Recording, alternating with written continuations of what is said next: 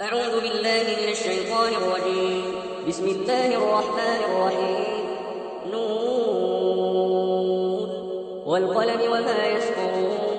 ما أنت بنعمة ربك بمجنون. وإن لك لأجرا غير ممنون. وإنك لعلى خلق عظيم.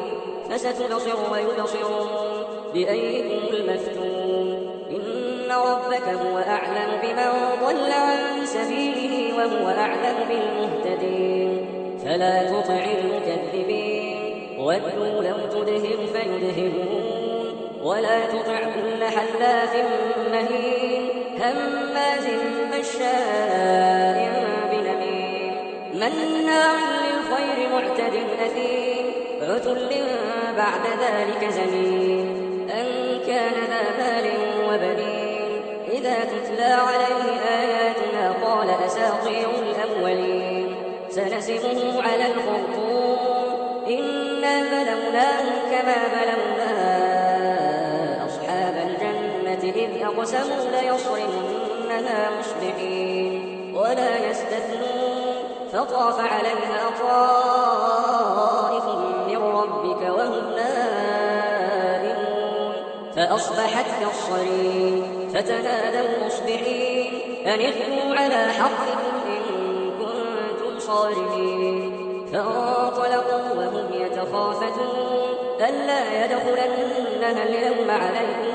مسكين وغدوا على حرد قادرين فلما رأوها قالوا إنا لضالون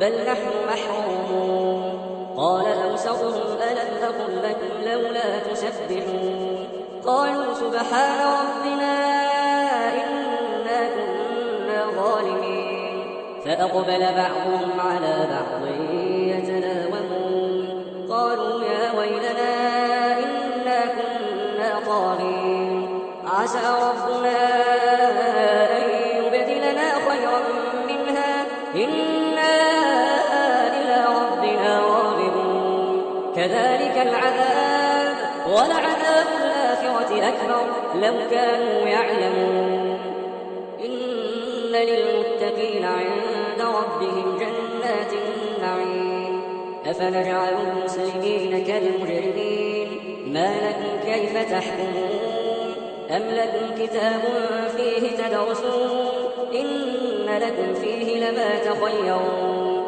أم لكم أيمان علينا بالغة إلى يوم القيامة إن لكم لما تحكمون سلهم أيهم بذلك زعيم أم لهم شركاء فليأتوا بشركائهم إن كانوا صادقين يوم يكشف عن ساق ويدعون إلى السجود فلا يستطيعون خاشعة أبصارهم ترهقهم ذلة وقد كانوا يدعون إلى السجود وهم سالمون فذرني ومن يكذب بهذا الحديث سنستدرجهم من حيث لا يعلمون وأملي لهم إن كيدي متين أم تسألهم أجرا فهم من مغرم مثقلون أم عندهم الغيب فهم يكتبون فاصبر لحكم ربك ولا تكن كصاحب الحوت إذ نادى وهو مكروم